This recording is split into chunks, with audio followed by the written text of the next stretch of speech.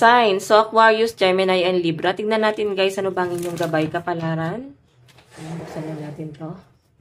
Air sign, Aquarius, Gemini, Libra. Gabay kapalaran po. Spirit guide.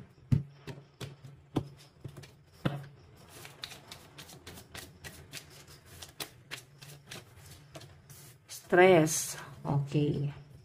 Madalas na siguro guys sumakit yung ulo mo or maring may stress na dumarating sa inyo. Kumbaga, may nagpapastress sa inyo. Pwede sa trabaho, connection mo sa ibang tao. Okay, yung iba sa inyo guys, wala kayo masyadong tulog.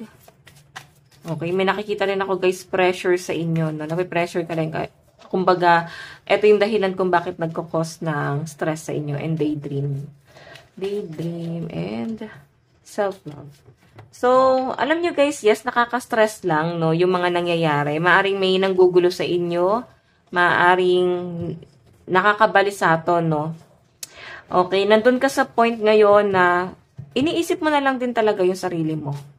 Na para bang bahala kayo dyan. Tapos na ako sa stress, tapos na ako sa inyo. Ngayon, pipiliin ko naman yung sarili ko. Mamahalin ko yung sarili ko. Kasi, matagal nyo guys kinalimutan yung sarili mo kasi nag-focus ka sa ibang tao. Ngayon nakikita ko guys mas nakakaipon ka. Stability, harmony, and acceptance, no? Mas nakakaipon ka, mas may peace of mind ka ngayon. Kung ano man yung pinili mo ngayon, masaya ka sa pinili mo. Walang halong pagsisisi guys, no? Masaya ka sa kung anong meron ka ngayon. Okay? Titignan natin guys. May nagpapastress sa inyo guys. So, kung sino man tong stress na to, kailangan mo daw yan guys, layuan na, no? Kumbaga, putulin nyo na guys sa buhay nyo kasi habang may connection ka pa sa taong to guys, hindi mawawala yung stress mo eh. Okay? Ano ba to? Lagi ba siyang nagbibigay ng problema sa inyo? Lagi kang inaakusahan? Laging galit sa inyo? So, layuan mo yung ganyang klase ng tao guys. Tignan natin, additional message.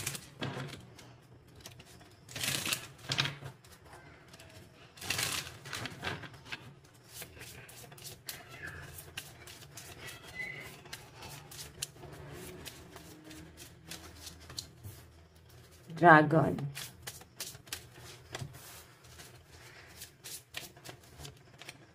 Okay. Dragon, slay them all, castle, it's time for healing, not war. Paint the sun back into your sky. So, alam nyo guys, ito talaga yung malinaw na pinapakita sa akin. May nakaka-stress na tao dito na talagang hindi kanya guys pinapatahimik. Okay? So, ang sinasabi rito guys, inisin mo lang sila. Total, hindi kanya nila pinapatahimik eh. So, inisin mo lang ng inisin. Siguro kailangan guys, patulan mo na rin. Kasi mahirap yung parang hindi ka pumapatol. Kaya lalo kang pinagdidiskitahan. No? Kasi guys, pag ito, hindi pinapatulan, parang iniisip nila na ay masyadong mahina. So okay lang na pagsabihan ng masakit guys. No? Pag ganyan ang klase ng tao guys, kailangan iwasan na kasi toxic talaga yan.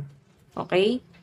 Kung makita nyo gaya, no, it's time for healing, not war. So, pumatol ka minsan para lang magkaroon siya guys ng realization. Then, after that, umalis ka na. Okay?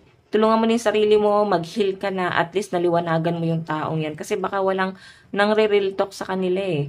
So, nakikita ko guys, mataas ang pangarap mo, no? And yung pangarap na to para na lang sa'yo at sa pamilya mo. Okay? Siguro kamag-anak to. May kamag-anak ka ba na nakaka-stress dito, guys? Hindi ka pinapatahimik na tong taong to. So, sinasabi nga dyan, guys, dapat patulan yun eh. Okay? Tingnan pa natin. So, ang lucky number mo is 73, 61, 43, 6, 30, and 11. Okay. Pagdating sa love life po ni Air sign. Na-stress na rin yung iba sa inyo, guys, sa para pang kahit may sarili ka ng pamilya, hinihingan ka pa rin nila, guys, ng ng sustento or responsibility para daw sa kanila. Eh, wala ka naman na, guys, responsibilidad sa mga yan. Okay? But sana kung anak mo sila or magulang mo. Okay? Tignan pa natin. Baka mga kapatid lang to, kamag-anak. Mamaya pamangkin lang. Tapos, kung makademand sa inyo, parang magulang nila kayo. Okay, pagdating sa love life, meron po tayong push through any insecurity. So, alam nyo guys, hindi mo kailangan ma-insecure.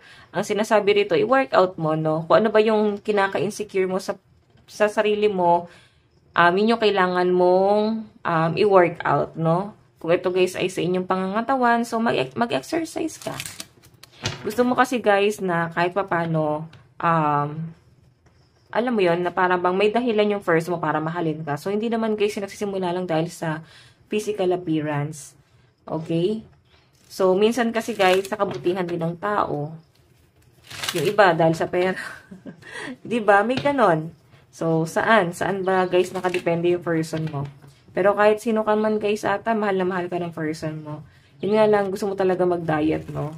Medyo na-insecure ka na rin eh. Yung iba dito. Pagdating sa pera, meron tayong trust the universe. Ayan, mukhang merong magandang plano, no? Napaparating sa inyo. At mukhang may blessing na paparating sa inyo, guys. Okay? May blessing na paparating. Magandang daloy ng pera na paparating sa inyo.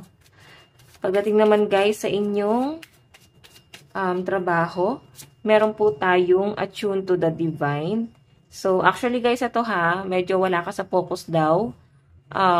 Ngayong araw, maaaring nagtatrabaho ka na parang tulala ka. Marami ka sigurong iniisip. Ito na nga yung isa yung sa stress mo. Diba? Napipressure ka rin ba sa trabaho? Tignan natin guys, pagdating naman po sa kaibigan. Meron tayong practice gratitude. So guys, be thankful, no?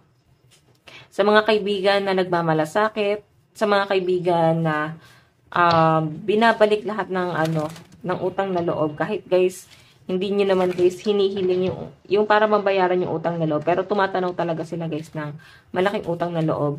So, ayan. Maging kayo guys, maging thankful kayo sa mga kaibigan nyo na nagmamalasakit sa inyo. Pagdating naman sa inyong pamilya, meron po tayong speak your world into being. So, kailangan guys siguro may pag-uusap dito. Okay, siguro ngayon, parang ilang araw na kayo guys hindi nag-uusap-usap. So, maaaring ngayong araw, mabibigyan talaga ng chance na makapag-usap. Okay, pero nandun pa rin guys yung parang sama ng loob. Pero at least, mabibigyan na po ng chance para mag-usap. Okay, advice, love advice, intimacy. Okay, so nakikita ko guys na para bang nakaka-feel ka siguro na kahit nandiyan yung person mo, parang wala siya dyan. Kasi maaaring busy tong taong to. Pero guys, nafe-feel ko dito, para bang nagkakapalagayan kayo ng loob ng person mo. Okay, nandun pa rin kayo sa point. Para bang bago pa rin kayo, bagong magkapareha, bagong magka-jowa, or mag-asawa. Parang nandun pa rin kayo sa point na hindi nyo pa rin guys totally kilala yung isa't isa. Kasi ngayon, nagpapalagayan pa rin kayo ng loob kahit na matagal na kayo magka-relasyon guys. Okay, pero nakakatuwa naman guys, hindi naman siya negative. Okay, yung iba naman dito guys, kahit matagal na kayo, para bang hindi nyo talaga totally nakilala yung isa't isa. Okay, so tingnan natin guys, advice. Meron po tayong let it go. Ayun o, control issue. So, marami ka bang issue sa buhay? Problemang kinakaharap, or maaaring masyado kayo ma-issue? So, kailangan nyo daw guys kontrolin yan. Okay? Wala na tayo guys pakialam sa problema ng iba. Kung ano man yan, or baka meron kang issue, kailangan mo na guys let go. Okay? Kasi hindi siguro nakakabuti sa inyo. So guys, ito lang po ang inyong daily gabay. Bukas po ulit. God bless and love you all. Bye-bye po.